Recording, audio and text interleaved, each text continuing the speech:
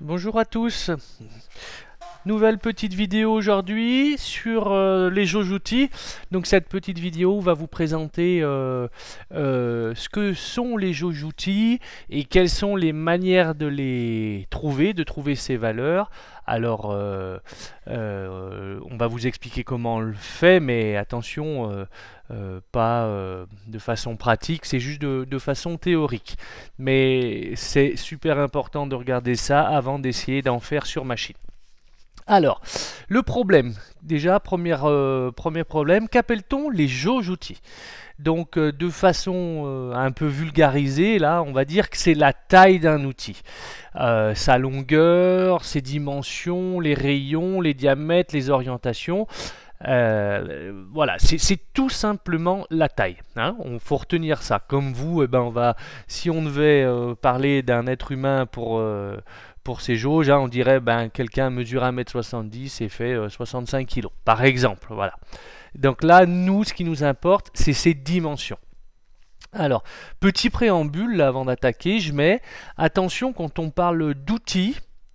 Très souvent, on a tendance à du coup faire ce qu'on appelle un abus de langage. Quand on parle d'outils, il faut bien dire qu'est-ce que ça comprend?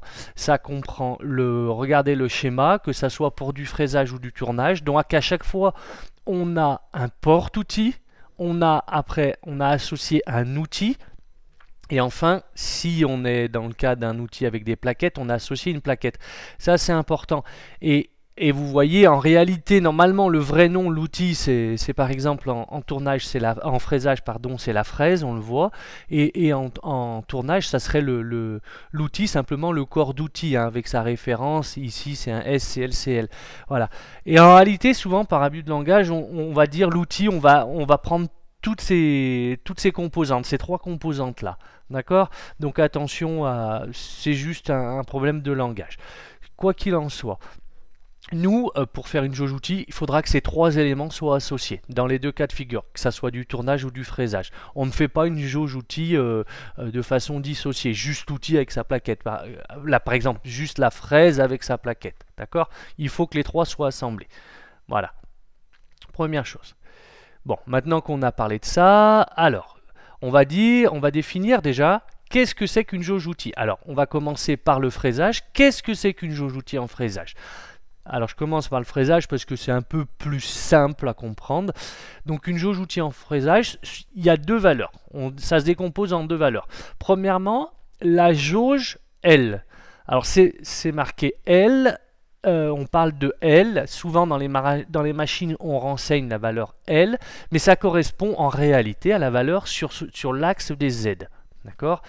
Donc ça correspond à la distance entre le nez de broche de la machine et le point générateur de l'outil.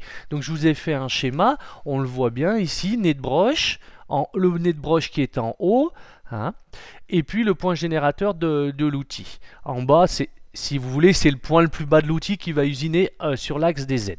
Alors, c'est cette longueur-là. Petite remarque qui est importante, quand vous montez un outil dans une broche, hein, alors je parle des broches, des BT, broches BT, alors par exemple un BT40, un SA40, un DIN 40, vous remarquerez que l'outil en réalité ne vient jamais plaqué à fond sur le nez de broche. Hein. L'outil, alors ici, c'est la partie qui est schématisée où il y aurait les deux rainures. Il y a deux rainures normalement qui empêchent l'outil de tourner en rotation. Alors c'est mal schématisé ici, mais si vous voulez, on voit qu'il y a le cône de l'outil. On voit le cône, alors je vais cliquer ici, il y a le cône, et ici il y a une partie un peu plan. Ce plan-là, sur les cônes BT, SA40, ne plaque jamais sur le nez de broche. Vous avez toujours une petite distance, alors je ne me rappelle plus exactement de combien, qui est l'ordre de 3-4 mm. Donc ça c'est normal. Donc on va bien mesurer, attention, la distance du nez de broche jusqu'au bout de l'outil. Hein, et non pas de cette surface plane sur l'outil jusqu'au nez de l'outil, jusqu'au point générateur de l'outil. Voilà. Il y a des systèmes sur lesquels ça bloque, c'est les systèmes HSK. Là, si vous êtes équipé de broches HSK avec des outils HSK, là par contre, effectivement, le plan de l'outil va lui plaquer contre le nez de broche. Voilà, ça c'était une petite remarque qui n'a pas d'incidence, c'était juste pour vous expliquer un peu. Ensuite, au niveau de la deuxième valeur, c'est sa jauge en R, qui correspond à, on va dire, valeur sur X et Y. En fait, c'est le rayon de la fraise, tout simplement. Hein. Donc, pour l'instant, les jauges en tournage, c'est assez simple à comprendre. Donc, je mets des petites remarques. Pour certaines machines, bah, il faut indiquer non pas la valeur de R, mais la valeur du diamètre. Bon, il suffit de le savoir. Hein, c'est pas problématique. Hein. Quand on connaît R, on connaît D. Hein. Quand on connaît le rayon, on connaît le diamètre. Il suffit de multiplier par 2. Et l'inverse est valable aussi. Hein. Quand on connaît le diamètre, bien entendu, il suffit de diviser par 2. On peut indiquer parfois le rayon pour une fraise boule. Alors ça, oui, sur certaines machines, je pense au NUM, vous avez dans les valeurs de jauge pour le fraisage, on vous demande L et R. Et en plus, peut-être demander, il y a un symbole, alors de mémoire, c'est la même chose que le symbole pour l'Internet, l'arrobase là. Vous voyez, là, tout le monde connaît l'arrobase maintenant. Et ben, je crois que c'est le même symbole, l'arrobase. Et là, ça serait pour indiquer le rayon si on a mis une fraise boule. Voilà.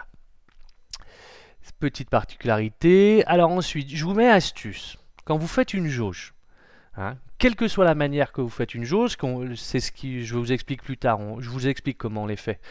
Et ben, quelle que soit la manière, pensez à vérifier la valeur de vos jauges avec un réglet. Comment on fait? Vous amenez l'outil en broche, par exemple sur une fraiseuse, et puis vous prenez votre réglet et vous vérifiez de façon plus ou moins précise, c'est-à-dire c'est jamais précis avec un réglet, pour voir si vous n'avez pas une grosse erreur. Imaginons que vous preniez une machine, dedans il y a des outils de montée, il y a déjà des jauges de fait. Moi je vous invite fortement à vérifier, pas refaire, mais vérifier les jauges. On appelle l'outil en broche, paf, on met un coup de réglet, hein, on met notre réglet contre le nez de broche et on regarde vite fait si la valeur qui est indiquée correspond à quelque chose près, c'est-à-dire à un demi-millimètre, même un millimètre, parce que c'est pas évident hein, de le faire au réglet, à mesurer cette valeur au réglet. Voilà, là ça vous évitera des grosses erreurs et surtout des cartons, parce que sur une fraiseuse, le risque c'est que si on se trompe sur la jauge en L, il y a de fortes chances que on fasse une collision. Là, quand on se trompe sur le diamètre, c'est en général moins grave. Ça peut l'être, mais en général c'est moins grave. Voilà. Donc ça, n'hésitez pas à le faire, c'est une petite astuce qui vous évitera pas mal de soucis. Alors maintenant, qu'est-ce que la jauge outil en tournage? Alors là, une jauge outil en tournage, ça se décompose en 4 valeurs. Alors, première valeur, un peu comme le fraisage, c'est la jauge en Z. Alors là, c'est plus logique, c'est sa valeur sur l'axe des Z. Donc je vous ai fait un petit schéma. Donc on voit que la jauge en Z sur le schéma qu'il y a, c'est la distance, alors on appelle ça le point origine tourelle, d'accord? La distance, vous voyez, de la tourelle jusqu'au point générateur de l'outil. Ça, c'est la valeur en Z. De la même façon, on a la valeur en X, qui est de cette origine toujours, jusqu'au point générateur de l'outil. Alors dans notre exemple ici, si vous remarquez, j'ai mis jauge outil en X-. Effectivement, ça va être le seul cas de figure où on aura une jauge négative, c'est sur l'axe des X. C'est un outil d'intérieur pour faire c'est un outil à faire de l'usinage à l'intérieur, vous savez, dans un alésage. Voilà. Donc là, on aura une jauge négative. Donc de la même façon qu'on a fait je vous parle tout de suite de l'astuce, de la même façon qu'on peut le vérifier ça en fraisage avec un réglet, et ben, ayez le réflexe de faire cette vérification aussi avec un petit réglet pour le tournage. Ça vous évitera bien des soucis. Voilà. Donc ça, c'est pour la jauge outil.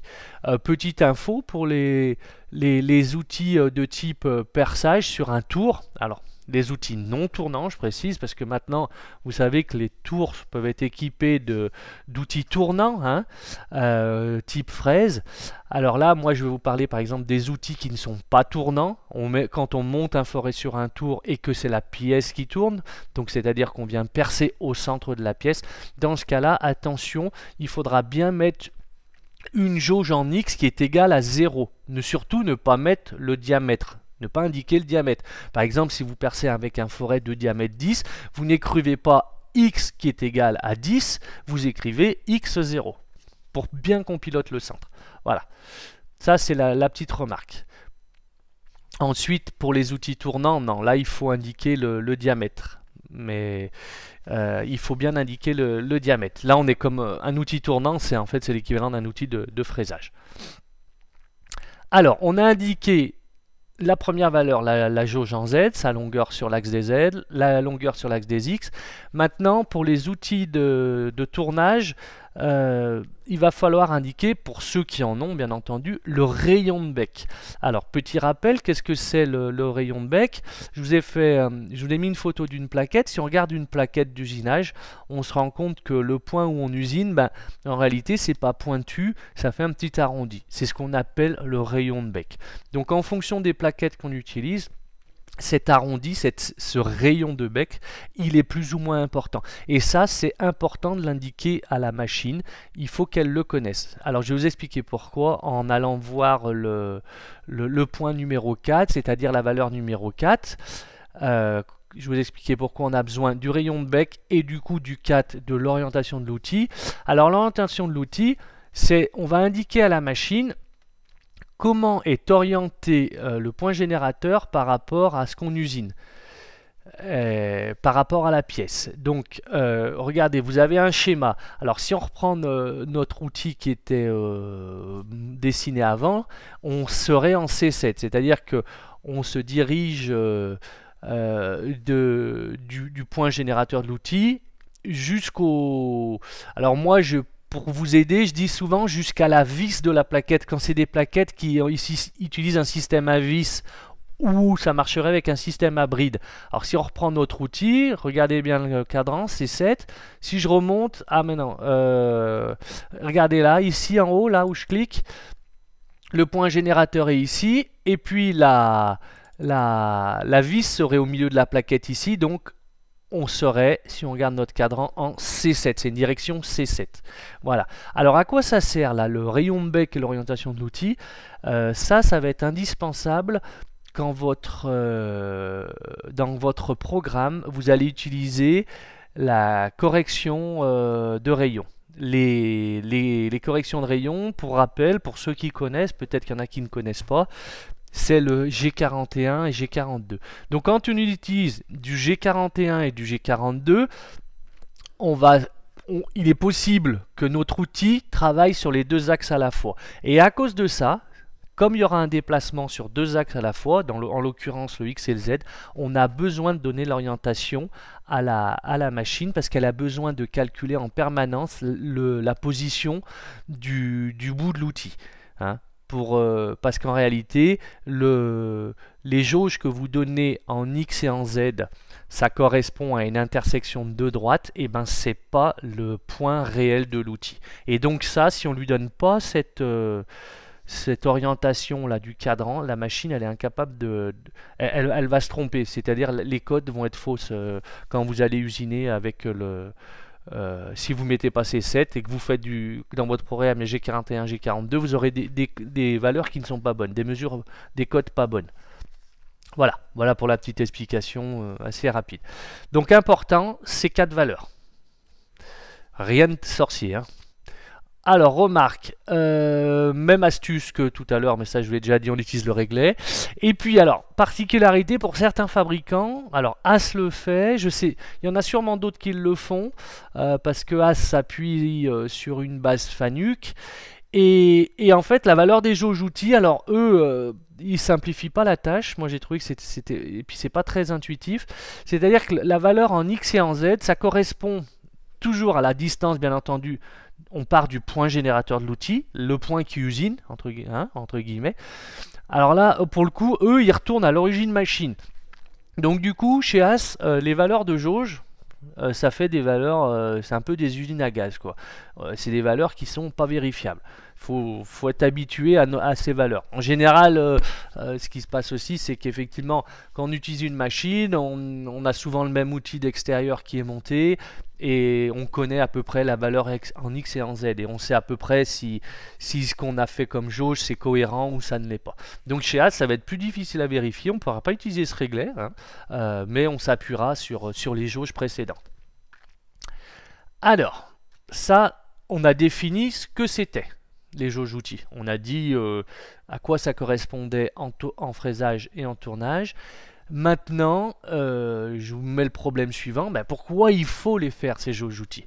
Ben, parce qu'en fait, j'explique, parmi les paramètres qui varient d'une production à l'autre, il y a les jauges outils. En effet, ben, quand vous changez de production, il peut arriver que vous changiez d'outil. Or ça, ben, le problème c'est qu'il faut le dire à la machine. Déjà, ça on le dit à la machine. Qu'on utilise un outil différent, ça se dit dans le programme.